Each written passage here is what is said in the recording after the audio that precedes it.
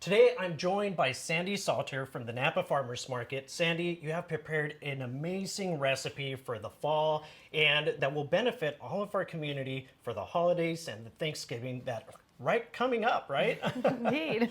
Great. So can you tell us a little bit more about you and the Napa Farmers Market, Sandy? Absolutely. Anyone, everyone, please come down to the Napa Farmers Market, of course. That's great. We are located right downtown on 1100 West Street, just behind like Cole's Chop House and that area right there. We're open on Tuesdays through December, and then year-round we're open on Saturdays. So from 8 a.m. to 12 p.m. Saturdays, every Saturday, rain or shine, or Tuesdays at least through the end of December. And then we take a little winter break from the Tuesdays. Oh, that's great. But we love having the entire community come down and join us at the farmers market. It is like the quintessential community gathering place when so many other things are very tourist-based. Oh, that is so great. So you heard it. We have an experienced chef here with us today, ready to show us some great healthy recipes for you and your families. So before we get started, Sandy, so just want to talk a little bit more about the program. We do want to highlight a program called CalFresh and how that could benefit you and your family. But before we get to that, just want to make sure that, we teach you a little bit more about cooking, what we'll be doing today, and make sure that you tune in towards the end as we will be talking a little bit more of how you can enroll into this program. So make sure that you stay tuned.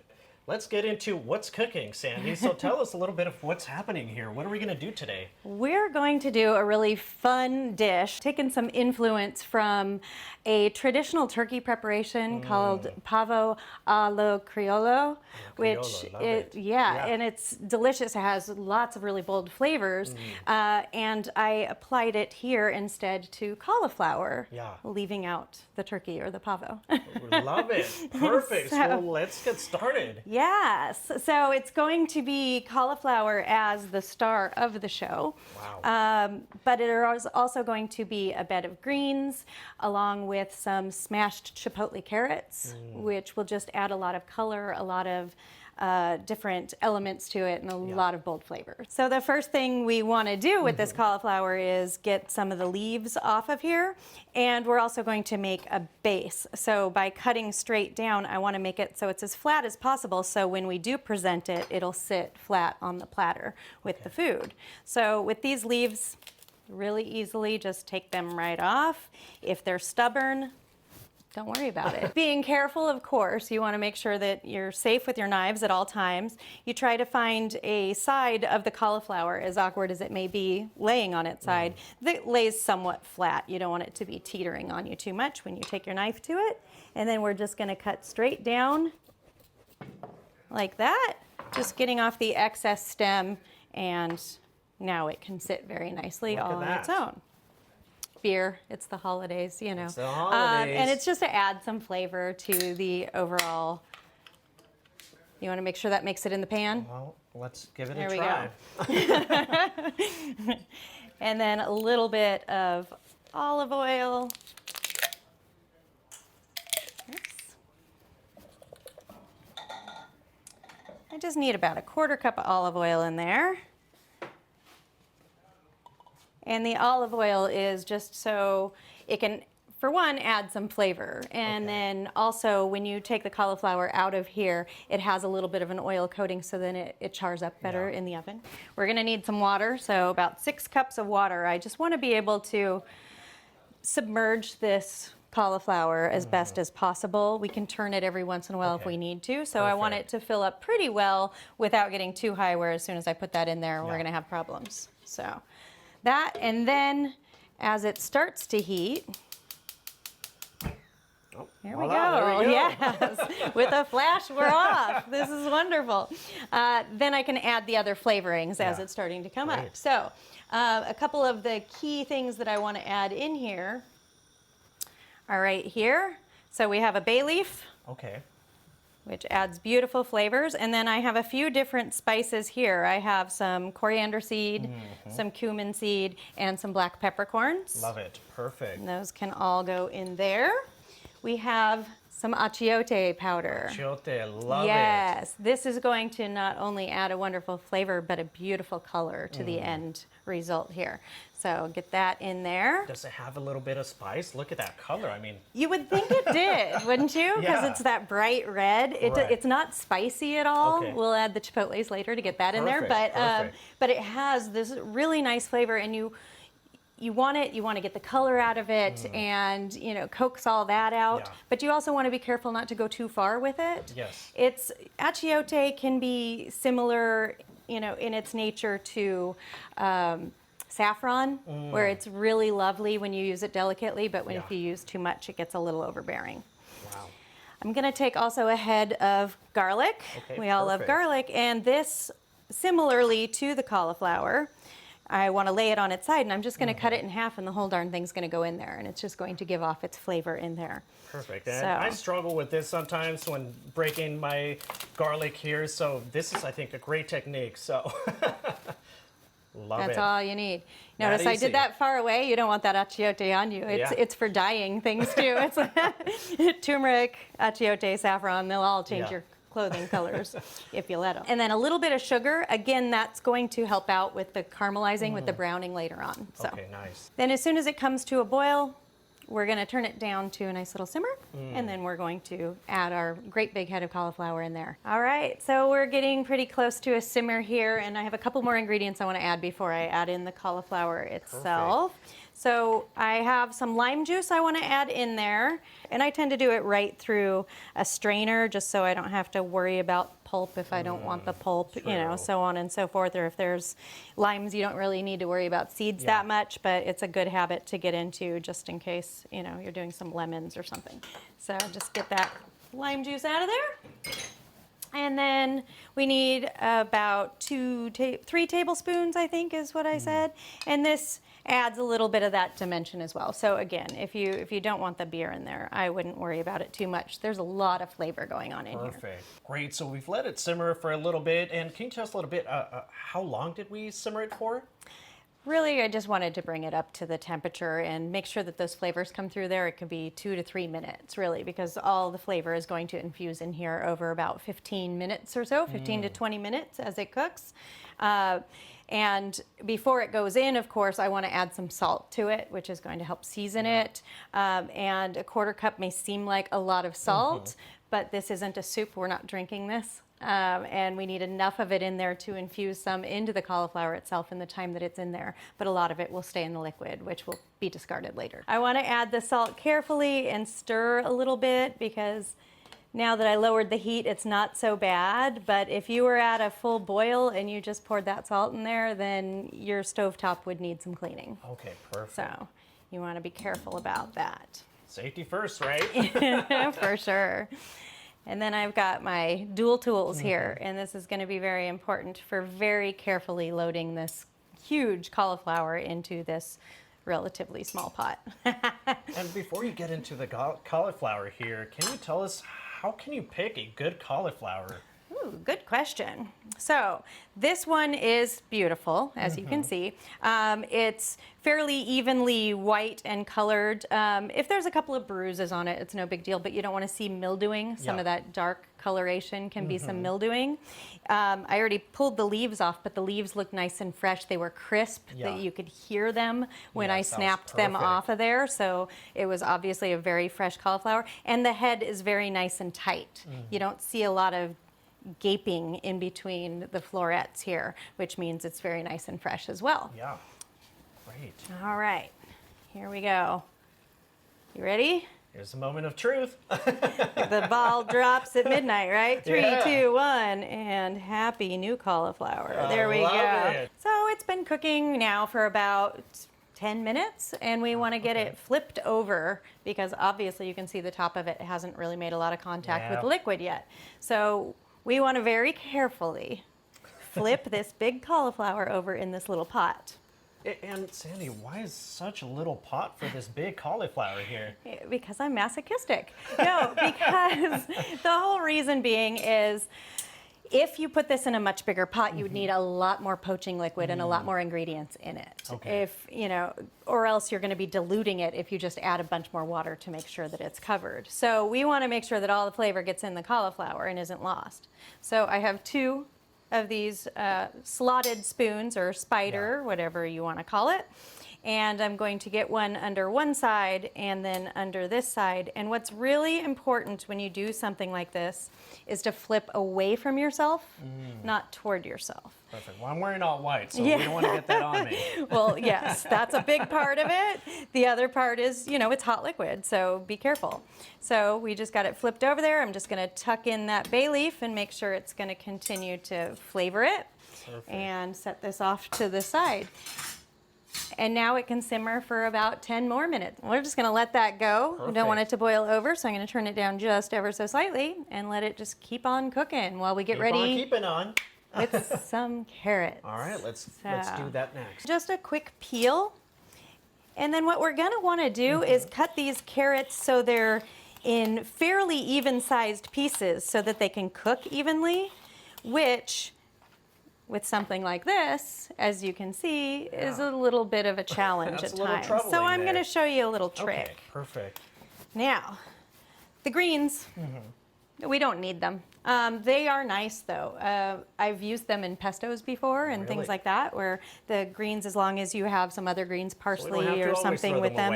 No, they're quite delicious. So I tend to keep them when the farmer asks, you want me to cut them off? I'm like, no, I might want to use those. So I'm going to keep those. Aren't they pretty? So with this carrot, what we want to do is get even sized pieces, and it's quite narrow here and quite big here. So if I cut straight across, they would be, you know, the same thickness relatively, and you can do that. But I'm here to show all the tricks. So I want to cut it so the whole thing is even sized pieces in shape and size.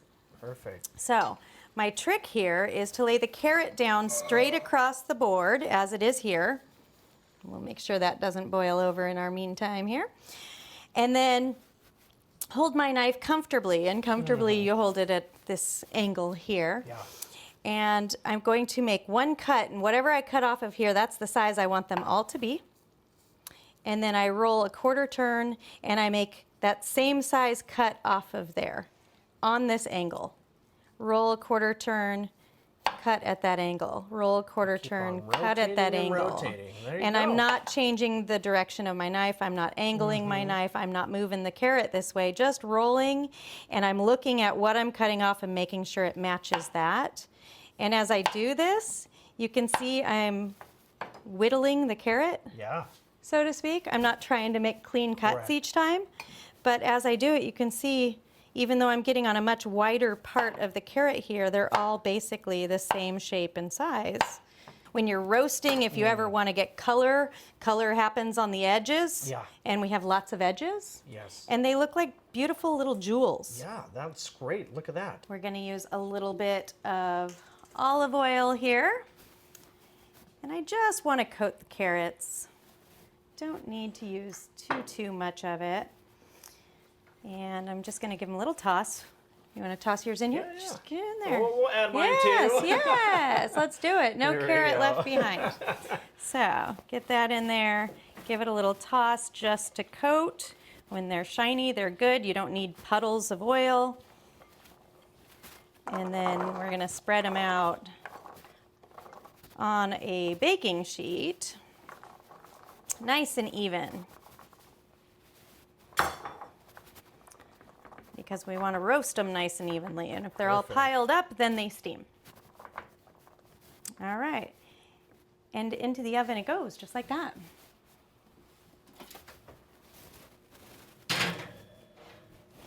All right, so we're going to check the cauliflower now and see if it's ready to go. So we're going to cut into it or just poke it? I'm just going to poke it. All right. Yeah, I'm just going to test the core here and see. And you can see how nice and easy that slid right in there, but it wasn't, I didn't accidentally cut all the way through, which would be cooked a little bit too far.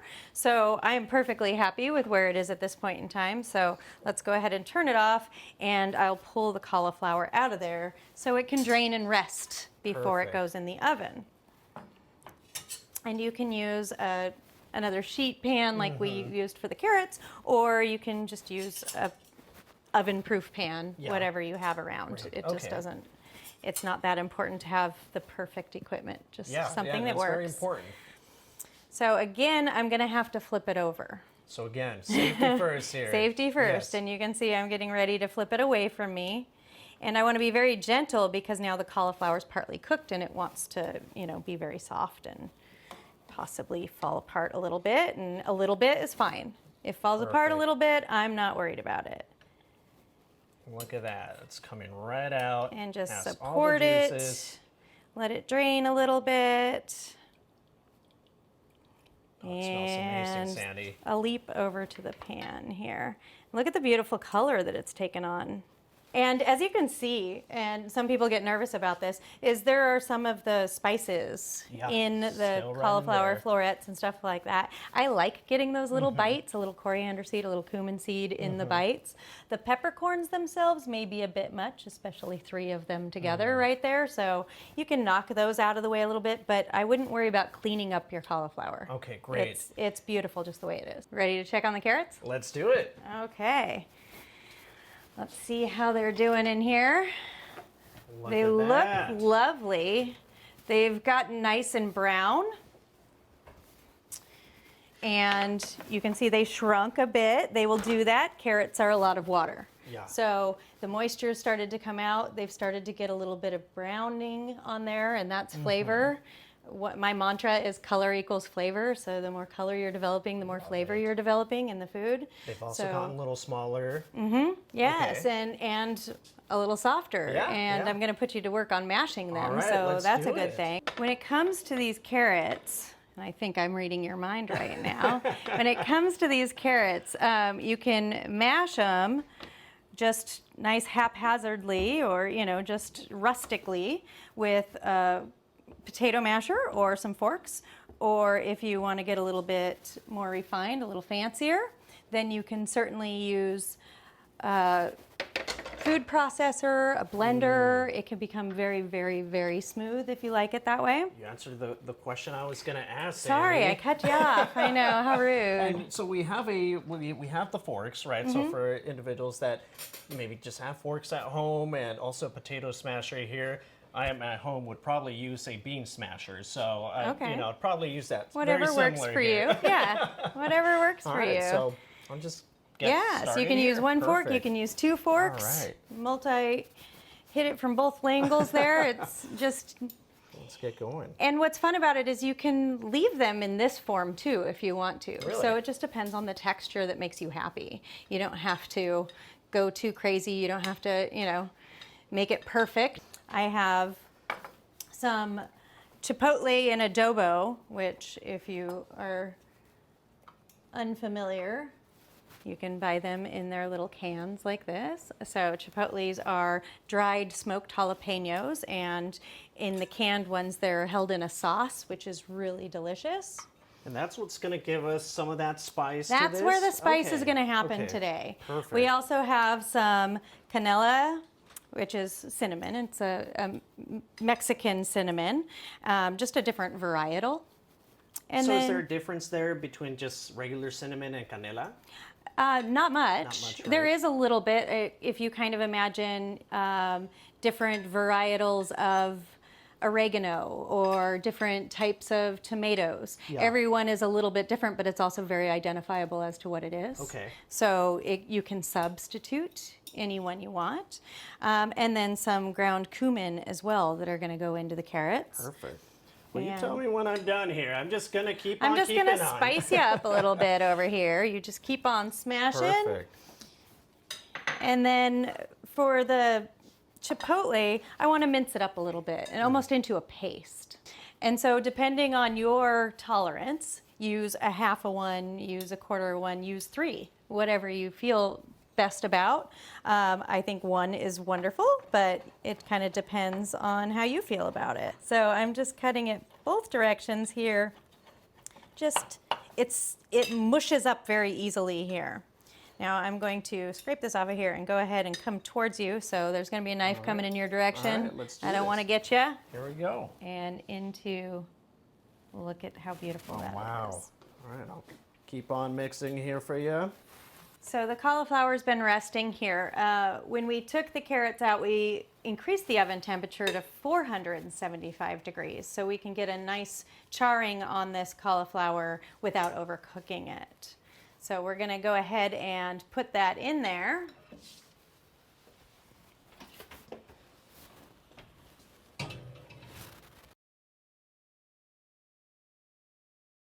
And the reason I had the cauliflower rest for a few minutes was to drain some of that liquid through it and into the bottom of the pan and dry the surface a little, because a dry surface will brown. Yeah. But a wet surface will not. Okay. So the cauliflower needed to hang out for a few minutes to dry the We surface want to some get of the browning. Again, that browning to it, The little right? crispy bits, Yeah, right? perfect. Like the skin, Yeah, you know. So we need those crispy bits. Whenever we're trying to do something a little bit healthier, you need to think about the technique even more, because you want to still get the enjoyment out of the food of what you've maybe traditionally eaten. Yeah. And so it takes the effort, but it's not that much in this case. It's just let it dry a little before you put it in the oven, and it works beautifully. Perfect.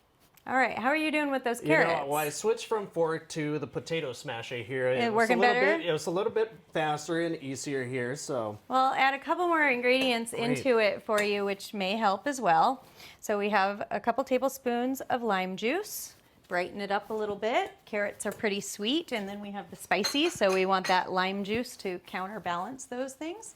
And then to bring it all together, just a little bit more oil, and we don't want to do too much, maybe a teaspoon. All right. And you could just definitely smell all these great aromas here. The spice, the lime. And you have a even the front olive row oil. seat. That's looking pretty good to me. Yeah. What do you think? I think it's ready. All right. Well, then let it hang out. And we need to work on some greens. All right, let's do Because that we need our green color in this. So to work on the greens here, these are really simple. Really all we're going to use is a little bit of garlic, some olive oil, salt and pepper, and greens. Never go wrong with garlic, Sandy. You can't. I agree with you 100%. So with the garlic itself, just for, because I can never stop teaching. Yes. What I tend to do with garlic cloves to get them peeled and then to cut them up is I will lay it down on the board on its flattest side. And then where the root end is, I will cut it off, but I'll leave my knife in it at the board, and I'll pick up the garlic, which started the peeling process. So we're partway there already. And then sometimes it'll easily peel, sometimes it won't, so you may need to do a little more work. So peeled garlic, no problem. Then to slice it, you can either slice it lengthwise or crosswise. Again, whatever makes you happy. And move that skin out of the way there. And you want to make sure your hand is nice and safe, because this has to hold the garlic steady. You want to just kind of curl your knuckles forward from your fingertips so that the knife can actually touch the knuckles and not put your fingertips at risk. Look at that. So then we just do nice thin slices, and as I'm slicing, my knuckles are just ever so slightly leaning backwards. Perfect. Sandy, so are we gonna leave them sliced like this, or are we gonna get them smaller? I like them sliced like this for a dish that we're preparing. So with these greens, they're going to be big and chunky, and having the nice big pieces of garlic on there is a nice counterpoint to it. Whereas if I minced them all up, they'd get lost. They'd fall to the bottom. You wouldn't even see them. So those are pretty good. I have some others that I cut up here because you can never have too much garlic, right? Again, never. No. Love garlic. So there we go. And we're just going to warm up our pan here. There we go. And I don't want it too high because I want to soften the garlic. I don't want to brown it. Okay. We're going to be adding olive oil. Olive oil, yes. And what's the difference between olive oil and just maybe other kinds of oils? In this recipe, you can use vegetable oil across the board. So whatever it is you have at your home, feel free to use. oils, really nice olive oils, you don't want to overheat them. Yes. For one, they'll start breaking down and, smoking a lot because they have a lower smoke point than some vegetable oils. But also, as they break down, they lose their great flavor that you bought them for. Once we get a little warm here, then we just add just a little bit to the pan. And really all I want to happen is for it to cover the bottom of the pan. So there's no real measurement to it. It's just to cover the pan. Just to cover the pan, so it depends on your pan. Okay, great. So, and it's just to try to get that garlic nice and softened and cooked, and then the greens will kind of get dressed in it a little bit as we toss them in there. So we'll let that heat up. Our garlic is ready to go here, and let's talk about some greens. Yeah. So we have a few options over here. We won't have to cook all these up. I mean, it's our feast, but Correct. how much can we eat in one day? I think maybe we'll grab some of this red chard because we're talking about holidays and it just looks beautiful.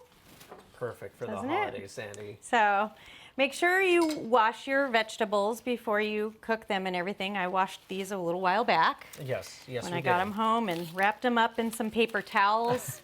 So you wash them first, wrap them up in some paper towels, and the paper towels get wet, and so they stay nice and damp in the refrigerator, which keeps them crisp. So now I can see that the oil is moving a little more freely in the pan. That's how you can tell it's heating up nicely. If it's, if it's really sluggish, it's quite cold. If it's moving like water, oh, you're good to go. Let's do that. So we'll just go ahead and get the garlic in there, and it's not overly hot, which is good. I heard a little just little a sizzle, but just a not little much, sizzle.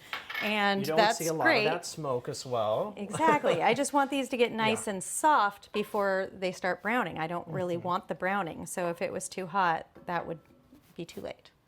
So Perfect. we're just going to let that happen while we get this ready. These are kind of the pieces that we're looking for here, and those Okay. just naturally happened. But with these big ribs, the best way I've found to tackle this is to grab it by the widest part of the rib, grab with the other hand, and pull. Ta-da. And That then you easy. get all of this out of there. You want to pull? Here, you get to right. work on a few yourself And over we're not there. going to use the red portion of it. We're not We gonna use that can, too. we Okay. can, but you don't have to, but you absolutely can. And so then as you pull them, just pile them kind of aligned a little bit, because then it'll be easier when we chop them Yeah. if they're lined up. And if it breaks right there, that means that's where the stem became tender, Almost and it got just it. doesn't Almost matter. got it. Yeah, just pull it off of there. It's fine. It's just another bite we'll get out of it. Exactly. It's great. So the more tender ones tend to break, and that's fine. And then we've got the bigger ones that pulled off. And so we can see the little sizzle happening over here. And I can That's sizzling smell it all right. already. That did not take very long. Now that they're stacked up, we can turn it this way, and then you just Go. roughly chop. And you can even roll it up a little bit, make it a tighter All right. thing to work with here. And then you just chop them up. They're going to shrink up so much when we cook them. Yes. You don't really need to I see worry that about with making spinach them all the tiny time. bite size. Yes, spinach is a big culprit there because there's so much moisture in it. Oh, this is becoming Yeah, so you smell that aromatic. garlic. But if you did want to use some of these stems, I would just cut off the dry part of the stem because that's not going to be yummy. Get rid of that. And then you can either just cut it crosswise like so, and you can see how pretty they are. Again, perfect for the holidays here, Right. Sandy. I've done this with so many different greens, but this red chard is just so beautiful that it adds that little extra something. And then we can even just put it right in there. And if you're going to use the stems, you just put them in a little bit ahead of the leaves, Correct. and then, Take a little bit yeah. longer. But if they stay a little crunchy, that's fun. That's a fun texture to Yeah. add. All right. You want to Oh, put your and add stems in mine there? Yeah. here. Go ahead. Let's do it up. And at this point in time, what I can do is add a little bit of salt. And the salt tends to draw the moisture out of both the garlic and the stems, which, Okay. you know, softens them a little bit quicker and obviously adds a little flavor. And I've got a light golden brown happening now. So I know that it's time to add the greens. All right, let's And the do reason it. is I can see that the garlic softened, but it's threatening to brown further. And so by adding the greens in there, we're adding a lot of moisture to the pan, which will cool it down. So how long is this process here going to take? I could already see some of the greens, right? Getting some of that heat here. Right, and not very long at all. This Yeah. is why I'm not walking away from it. So really, it's just until it wilts down, and you can see this is about half the volume now that it was before. And the garlic is starting, you know, with these bigger garlic pieces, you can see it attaching itself to the leaves it is. here, which is nice, whereas if it was minced, it would probably just all still be on the bottom and Right. fall to the bottom there. So I think we're good. And just, I keep moving it around because the stuff that's on the bottom is wilting faster than the stuff that's on the top. So I keep moving it so that it can help bring those non-wilted pieces down to the heat. And we'll just turn the heat off at this point. And the pan can do the rest of the work. Oh my goodness. Oh, look at those colors. Look at that brown. It is ready to go. Look at how pretty that is. Whew. Wow. I almost just need to just stare at it for a minute. I'll say it's ready. And so now this isn't burnt, right? It's just going to add some of this good flavor to it. So there's burnt Yeah. and there's charred. Okay. What do we So, want here? We want some of A that chef charred. chars things. Okay, great. You know, Yeah. burning is a mistake. Charring is on purpose. Correct. Is really what it comes down Perfect. to. So this is not burnt It's here it's at not all. burnt. It's Perfect. charred. I guess I'm going on that side. Wherever it first falls, that's Yeah. where you go. And so we just kind of want to make this the centerpiece that we want it to be for our table. So making it as pretty as it can be. And like I said, it already is. So we just need to not go too far. And usually that's how you mess up plating. You keep it simple and everything is fine. Go too far and Go with your gut. there's your trouble. Yes, indeed. So we'll set that down. And that already looks pretty nice, I think. I'm going to use a pair of tongs on the greens here so that Right. A, I can get them where I want them to be. Okay. And B, if they're really juicy, I can drain them a little bit in the process, like this. Yeah, Because yeah. I don't want a puddle on the bottom of my platter You here. can see again some of the garlic that has stuck to the greens here, and Indeed. And we just want them to look attractive, and I don't see how that's a problem today. You Look cut at them up that. perfectly. And going around, and I'm creating a little nest in the center. I wonder why. I wonder why. This cauliflower I'm not thing gonna that we let this- just cooked. Garlic go to waste in here, so this is all going to end up in here. Here, I'll use my spoon to help me savor that garlic. And Sandy, and again, all of these, a lot of these produce and items that we have here, we were able to get at the farmer's market, right? Absolutely, yes. The cauliflower, the carrots, the chard, the kale, the garlic, the pomegranates that we're going to put on here in a minute. Great. All of these ingredients were sourced at the Napa Farmers Market, and there's all of the farmers there have such beautiful Yes. produce, and you can just pick what makes you, you know, what dazzles you, what catches your eye.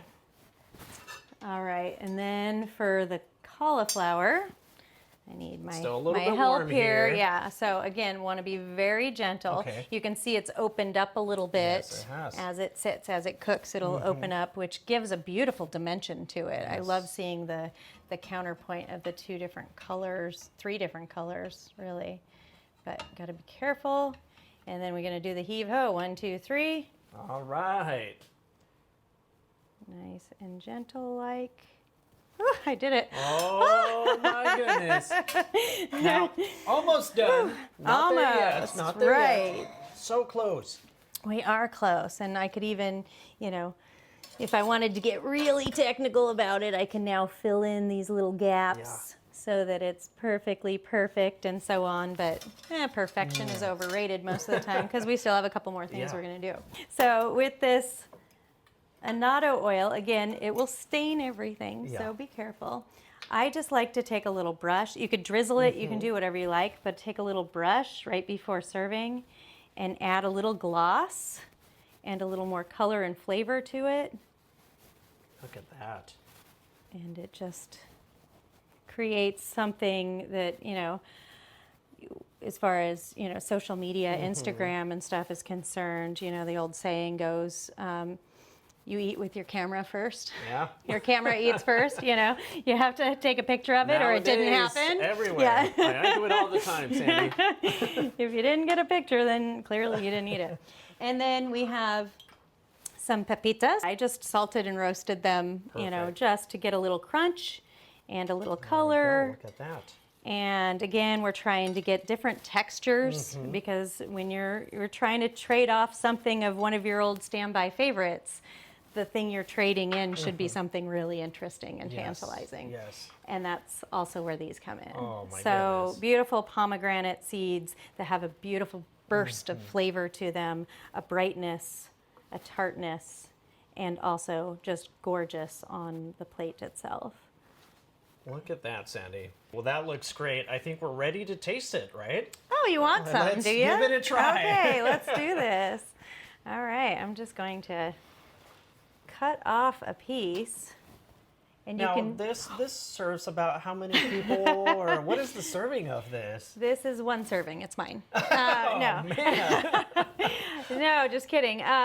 It could serve 4 as a meal easily, or 8 as an appetizer. I think is probably the best. Right. And you know, well, you decide. You know, everybody's appetite's a little bit different, right? So, what I like to do is cut straight down, all the way through the core there. And then down like this and see if we can get a nice wedge out of it. I'll try and get a support on it here. It doesn't matter how we plate it or anything like that, or? Well, it always matters how you plate it. If it looks good, it tastes better, right? So we'll do a little bit of the cauliflower and then we'll add some of the other ingredients. The first cut's the hardest one, so this should be a little easier, ideally. Look at that. There we go. Coming right off of it. Yay. And then, of course, we want to add all of this Some of the beautiful greens. goodness in there. And some of the carrots. I assume you want some of those too. We'll give that a try. Hopefully it's not too spicy. Oh, I think it's going to have a little kick to it. And then if you wanted to, you could always add a little more of the pepitas or a little more of the pomegranate seeds. And I will leave that completely up to you here. Smells Monsieur, amazing. there we go. Well, All right, you ready? let's give it a try. Let's see how we did here. Salud. It was a nice team effort. Well, nice thank and you so tender. much. This is, let's see, give it a try. Breaking right off. Oh, that's amazing, Sandy.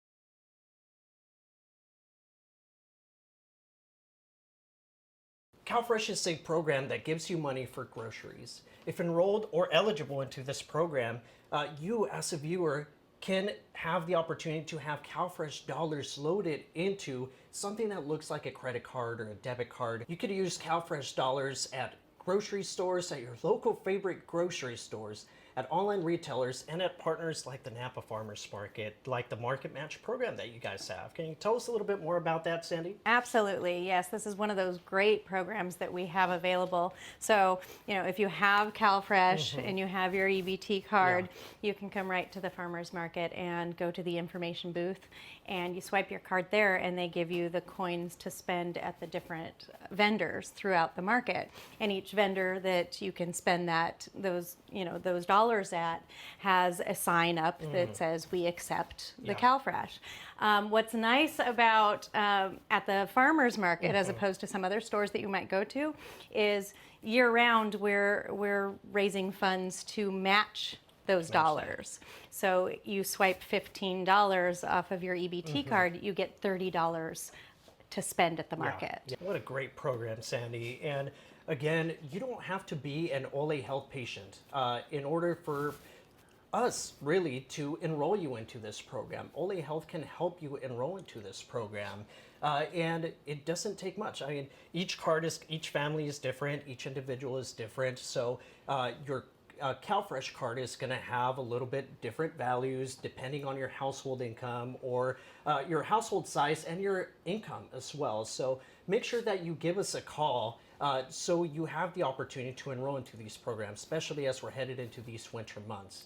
Again, Sandy, just to close up here, again, we learned a little bit about how to proper techniques on how to cook. We learned of this great recipe for the fall. We learned of things that we could purchase at the farmer's market or here locally in Napa County. But we also learned about great program like CalFresh. You could go to the farmer's market, you could use that market match program, you could come to OLE Health, you can give us a call, make your appointment, and enroll into CalFresh as well that you could use at the Napa Farmers Market. Everybody needs a little help sometimes, you know, why not? So let's make sure that we take advantage of these great programs. Before we close, Sandy, I also want to thank you just for everything that you've done. I want to thank the Napa Farmers Market as well for this great partnership that we've established. I want to thank you, the viewer, for tuning in today. So you do not want to miss our next What's Cooking. So make sure you tune in. Thank you. Thank you.